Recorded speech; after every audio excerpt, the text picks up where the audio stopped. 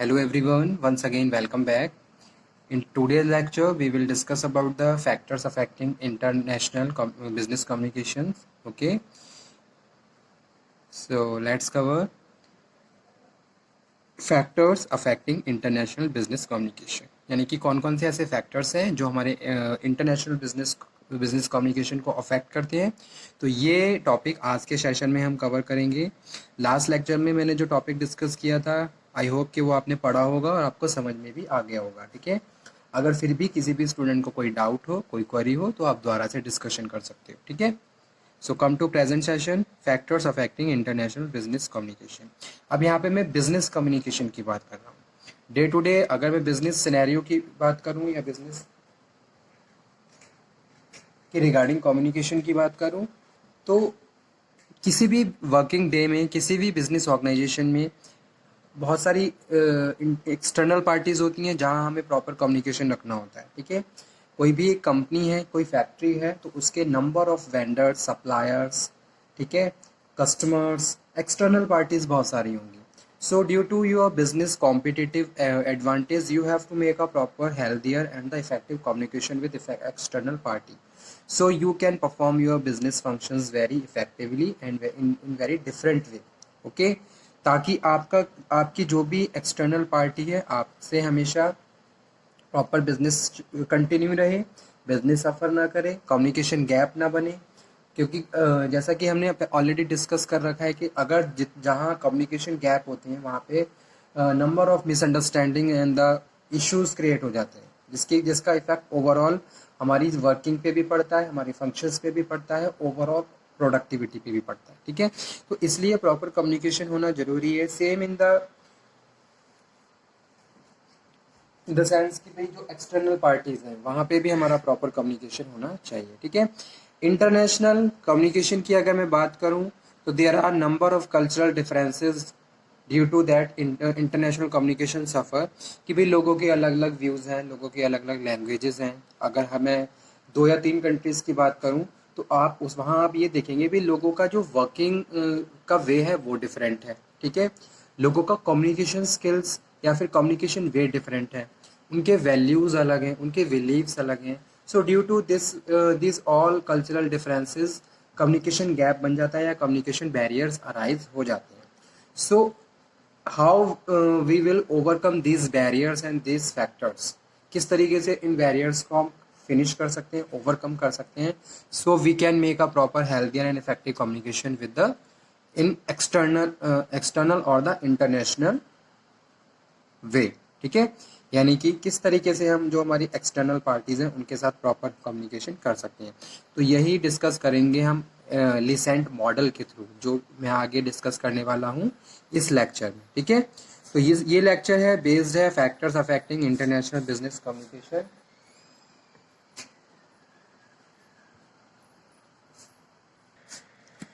तो ये हम डिस्कस करेंगे लिसेंट मॉडल के through. So here is a brief review of some of the major idea presented in the LESCANT model.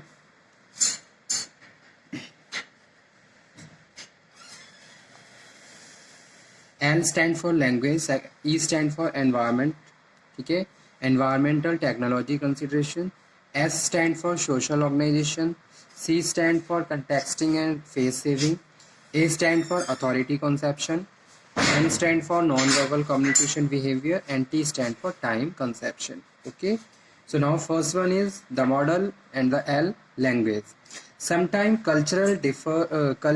cultures differ because of the language differences. ठीक है, और ये हमें पता ही है हर कंट्री की अपनी अलग लैंग्वेज होती है और उनका जो वे ऑफ कम्युनिकेशन होता है वो भी क्या होता है, अलग होता है। So these include attitude about your own language, insider relationship of those who speak a foreign language, decision related to which language is used and how to speak in a way that other will understand you. Okay, so you have to consider this point whenever you communicate. You have to think about this thing कि if you are using one particular language, how much other person understand you and how much they are able to understand about your views and about your speak your content and your words. ठीक है, तो ये चीज़ आपको understand करनी है कि भाई अगर आप कोई भी एक लैंग्वेज यूज़ कर रहे हो तो जो आपकी ऑडियंस है, योर टारगेट ऑडियंस, वो कितना आपको समझ पा रही है, ठीक है। तो ये चीज़ यहाँ पे मैं फर्स्ट एल में मॉडल में डिस्कस कर रहा हूँ, लैंग्वेज। सो factors affecting international business communication, language क्या है, इंटरनेशनल कम्युनिकेशन को मोर एंड मोर अफेक्ट करती है, ठीक है, because there is a huge and different difference in the language and it occur a communication barriers. Okay, second one है environment. This include the physical reality such as size, surrounding, population density, climate, food, topography, etc. ठीक है, तो ये सारे environmental factors हैं and these all environmental factors must be appropriate according to your communication way, ठीक है। whenever you communicate for a particular subject or a particular objective, you have to maintain and focus on your environment also, कि भी आपका जहाँ पे आप communication कर रहे हो, जो आपकी सराउंडिंग है ये भी आपके कम्युनिकेशन को अफेक्ट करती है, कि नंबर ऑफ पीपल्स कितने हैं, कितने लोगों के सामने आप कम्युनिकेशन कर रहे हो और उनका नेचर क्या है, that is also very important point. Okay, note down कि whenever you communicate and you speaking and deliver any lecture or any presentations, you have to analyze one thing also, that is what is the nature of your audience, आपकी audience है कौन, first of all you have to understand, ठीक है, कि आपकी audience है कौन, उनका क्या nature है, और according to that you have to select appropriate word and content. Okay, उसके बाद surroundings, your surroundings must be appropriate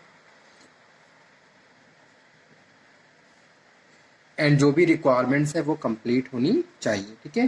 third one है social organization. This refers to how societies put together, this includes family, education, role of women, class system, individualism, religion etcetera. तो ये सारी चीज़ें कहीं ना कहीं हमारे कम्युनिकेशन को अफेक्ट करते हैं। आप किस रिलीजन से बिलोंग करते हैं, ठीक है। रिलीजन वाइज अगर मैं देखूं, अगर एक हिंदू है एक मुस्लिम है, तो उनके अलग अलग कल्चर्स होते हैं, उनके अलग अलग वैल्यूज बिलीव्स होते हैं, ठीक है। There will be a huge difference between thoughts of the two person who they belongs to different religions, ठीक है। That also affect your communication also, because whenever you communicate, everything is depend on your internal process, कि भी आपकी क्या personality है, आपके क्या values हैं, आपके क्या बिलीव्स हैं, ये सारे मैटर कहीं ना कहीं आपके कम्युनिकेशन को अफेक्ट करते हैं। बिकॉज जब भी हम कम्युनिकेशन करते हैं और कम्युनिकेशन में जो भी वर्ड यूज़ कर रहे हैं, that word related to your people, कि आप क्या हो, आपकी क्या पर्सनैलिटी है, आपका क्या वैल्यू है, आपकी क्या बिलीव्स है, आपका एटीट्यूड और आपका रिलीजन, ये सारी चीज़ें कहीं ना कहीं हमारे जो भी हम वर्ड्स यूज़ करते हैं, जो भी हम सेंटेंस को बना रहे हैं अपने माइंड में, एक तरीके से होता है ना एनालिसिस करना। जब भी कोई आपसे कोई बातचीत कर रहा है तो आपको पता है कि क्या बोलना है, ठीक है। Everyone is known about thing कि what should the reply of that question, but how you are speaking, ठीक है, उसी बात को आप किस तरीके से बोल रहे हो। तो ये सारी चीज़ें कहीं ना कहीं आपकी पर्सनैलिटी से रिलेटेड है, आपके वैल्यू से रिलेटेड है, ठीक है। तो कहीं ना कहीं सोशल ऑर्गेनाइजेशन भी अफेक्ट करती है कम्युनिकेशन को। जैसे कि फैमिली है, आपके फैमिली में आपने क्या सीखा, आपने क्या देखा, आपके पेरेंट्स से आपने कौन कौन सी वैल्यू बिलीव्स लिए हैं, ठीक है। और एजुकेशन, आपका एजुकेशन बैकग्राउंड का क्या है, किस एरिया से आप बिलोंग करते हैं, किस क्लास से आप बिलोंग करते हैं, all things related to this, ठीक है। नेक्स्ट वन है context. This refers to how directly people communicate idea and words versus how important it is build a context with in that communication, ठीक है। लो context culture focus on the actual words that are spoken, the rules that are written. Those words and rules determine appropriate behavior. High context culture focus on the situation and shared knowledge, which is what will determine appropriate behavior. ठीक है। So next one क्या है, context, कि भाई जो भी आप idea और वर्ड डिस्कस कर रहे हो, जो भी इंफॉर्मेशन आप डिलीवर कर रहे हो, first of all you have to understand कैसे इस इंफॉर्मेशन को डिलीवर करना चाहिए in the front of this person, ठीक है। So whenever you communicate, you have to test, you have to research one thing कि भाई अगर आप किसी फैकल्टी के सामने कम्युनिकेशन कर रहे हो तब आपको कैसे कम्युनिकेशन करना है, आप अपने बॉस के सामने कम्युनिकेशन कर रहे हो तब आपको कैसे करना है, आप अपने जूनियर्स के सामने कम्युनिकेशन कर रहे हो देन क्या चीज़ आपको ध्यान में रखनी है. So this thing also play very significant role in your communication process also. Next one is authority. This category deal with the role of authority figure and how power and decision making is accomplished. ठीक है, तो if you are authorized for a particular thing, अगर आप authorized हो then authority also suffer and affect your communication. ठीक है, अगर आप authorized हो then वहाँ पे आपका more and more confidence दिखेगा. ठीक है, पॉजिटिवनेस दिखेगी आपके फेस पे, आपके वर्ड्स में, आपके जो भी इंफॉर्मेशन आप डिलीवर कर रहे हो, पॉजिटिव एनवायरनमेंट वहाँ पे क्रिएट हो जाता है. ठीक है, so authority also look at the leadership style and the relationship between bosses and the their subordinates. Okay, next one is non verbal.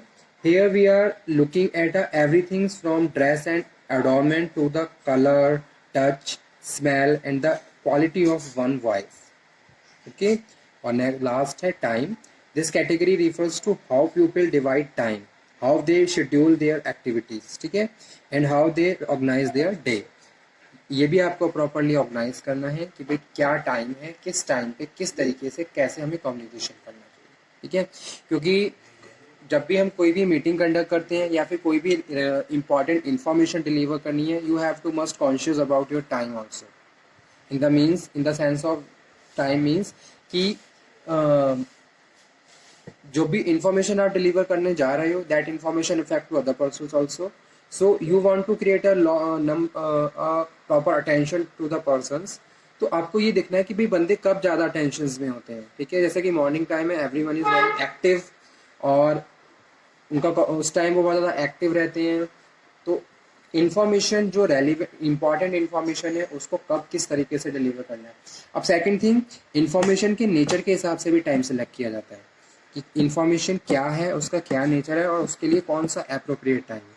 तो ये कुछ ऐसे पॉइंट्स हैं जो कि इंटरनेशनल कम्युनिकेशन को अफेक्ट करते हैं. ठीक है, जैसे कि अभी मैंने बताया non verbal. Here we are looking at everything from dress and adornment to the color, touch, smell and the quality of the one voice. ठीक है, यानी कि बहुत सारी ऐसी चीज़ें होती हैं जो नॉन वर्बल हैं और जिनके थ्रू हम एक प्रॉपर मैसेज डिलीवर कर सकते हैं. There is no using of words of mouth, but due to the surroundings and the such qualities related to the speaker, बहुत सारी चीज़ें उसके बारे में कम्युनिकेट हो रही हैं. ठीक है, कि भाई वो क्या है, क्या उसका क्या एटीट्यूड है, उसका क्या पर्सनैलिटी है. ये सारी चीज़ें आप कहीं ना कहीं उसके ड्रेसिंग सेंस से भी आइडेंटिफाई कर सकते हो. ठीक है, तो these are the important points और द मॉडल ऑफ लिसन जो इंटरनेशनल कम्युनिकेशन को अफेक्ट करते हैं. तो ये इन पे हमें प्रॉपर ध्यान देना चाहिए जब भी हम इंटरनेशनल कम्युनिकेशन की बात करें, क्योंकि बहुत सारे कल्चरल डिफरेंसेस होते हैं जिनकी वजह से इंटरनेशनल कम्युनिकेशन सफ़र करता है. ठीक है, तो ये मॉडल यहाँ पे कंप्लीट हुआ, इसको एक बार नोट डाउन कर लीजिए. Okay, thank you very much.